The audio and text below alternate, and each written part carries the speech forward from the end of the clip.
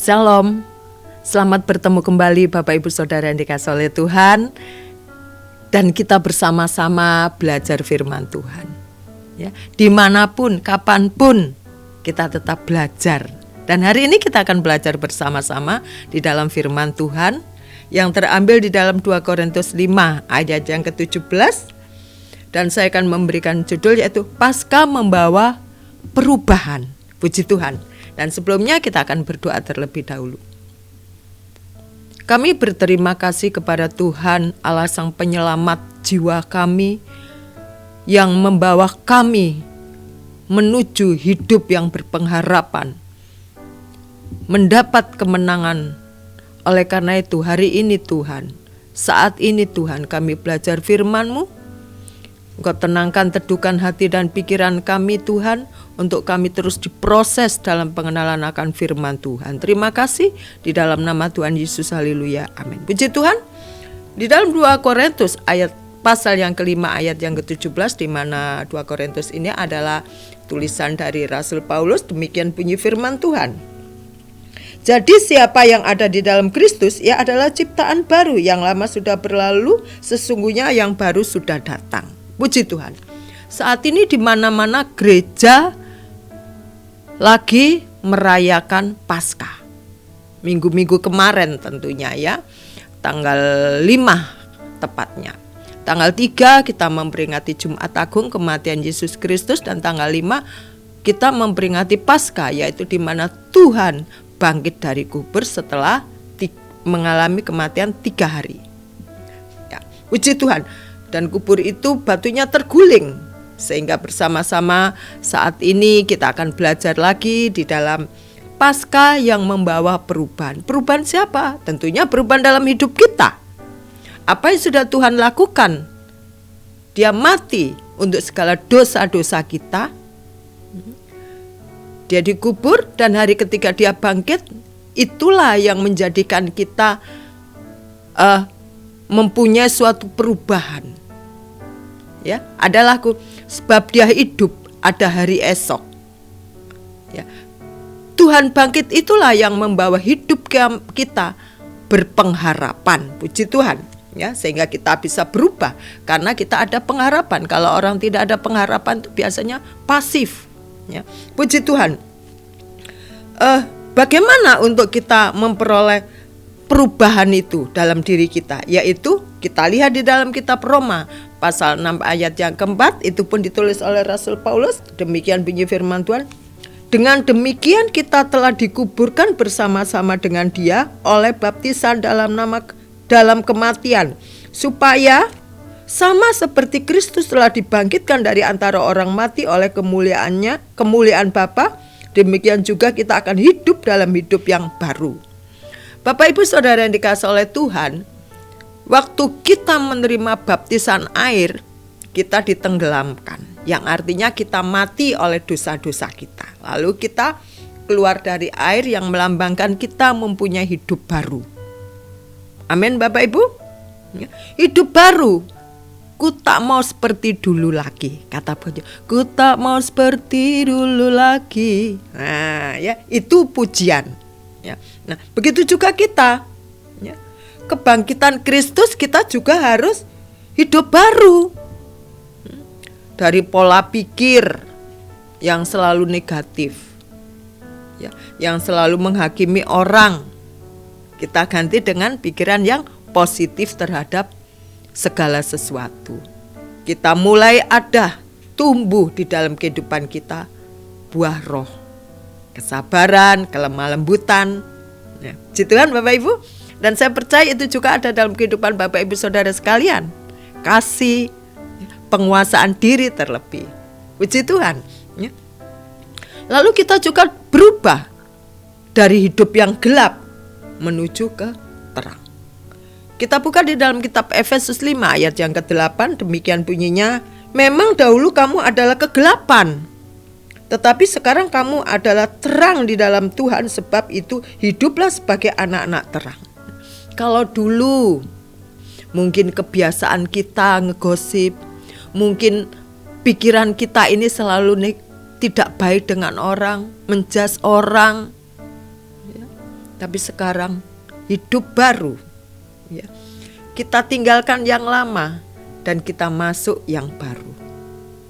Ya. Yang lama sudah usang, yang baru mulai datang. Diperbarui oleh sikap hidup kita. Siapa yang memperbarui? Firman Tuhan. Waktu kita terima baptisan, hidup kita menjadi ciptaan baru. Di dalam 2 Korintus 5 ayat yang ke-17, kita menjadi ciptaan yang baru. Seperti metamorfosanya kupu-kupu jadi ulat. Waktu ulat, tidak ada orang yang suka menyimpannya. Tidak, orang melihatnya jijik karena ulat. Tetapi waktu dia menjadi kupu-kupu, semua orang suka. Dengan kupu-kupu yang indah, yang cantik, dengan sayap-sayapnya yang berwarna-warni, kuning keemas-emasan. Semua orang suka. Nah, begitu juga dengan kita.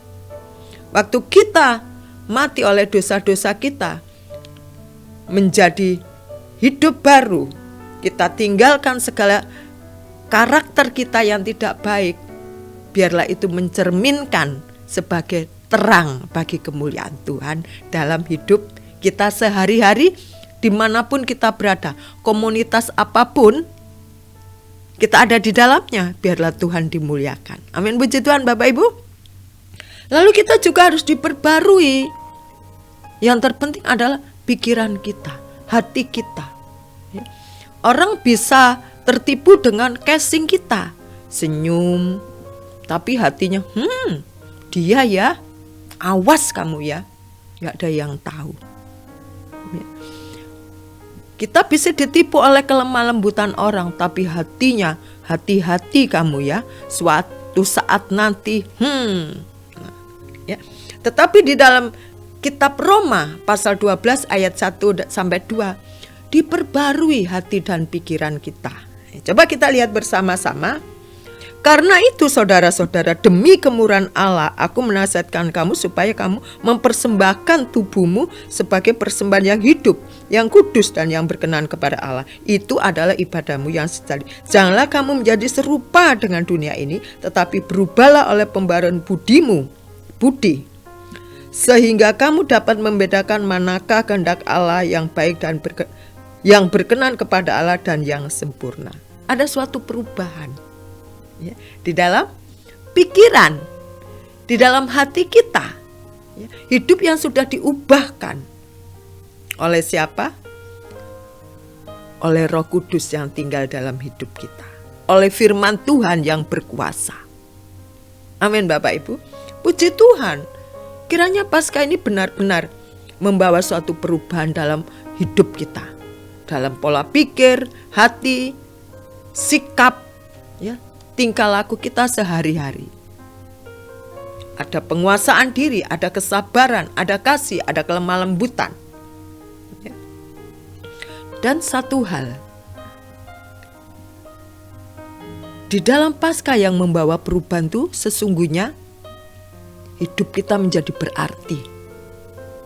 Hidup kita bisa menjadi berarti karena kita punya pengharapan di dalamnya. Amin. Siapa yang memberi pengharapan? Yesus Kristus, anak Allah. Ya. Coba kita lihat, kita baca di dalam 1 Petrus 1 ayat yang ketiga Bapak Ibu. Ya.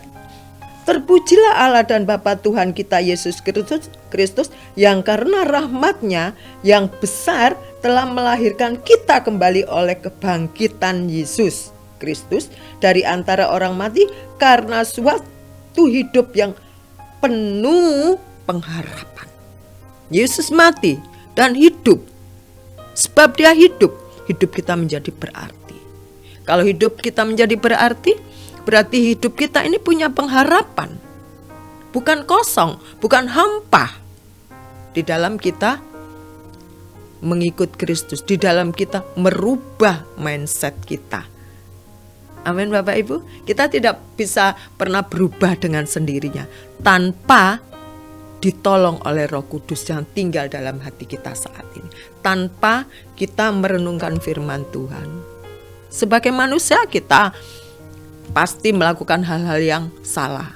Tetapi kita undang Tuhan untuk memperbarui kehidupan kita sehari-hari supaya kita bisa menjadi sempurna seperti firman Tuhan. Amin Bapak Ibu.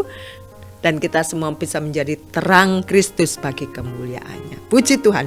Itulah betapa pentingnya Paskah dalam kehidupan orang-orang percaya, karena di dalamnya kita memperoleh hidup yang berpengharapan di dalam Tuhan. Puji Tuhan, puji Tuhan. Mari kita berdoa bersama-sama. Terima kasih Tuhan, terima kasih kami menyadari hidup kami manusia-manusia yang syarat dengan dosa. Pikiran-pikiran kami yang selalu Engkau dapati tidak benar Tuhan. Engkau tahu segala kelemahan kami, Engkau tahu segala kekurangan kami, dan Engkau juga tahu Tuhan bahwa kami adalah orang-orang yang berdosa. Setiap hari kami tidak bisa lepas dari yang namanya dosa, tetapi di dalam Engkau Tuhan, Engkau yang mengubah kehidupan kami menjadi hidup yang berarti itulah yang menjadi kami tetap semangat di dalam Tuhan. Karena janji-Mu Engkau tidak pernah tinggalkan kami. Dan kami mempunyai pengharapan di dalam pengenalan akan Yesus Kristus. Terima kasih di dalam nama Tuhan Yesus. Haleluya. Amin. Puji Tuhan, tetap bersemangat karena hidup kita menjadi berarti. Amin. Haleluya.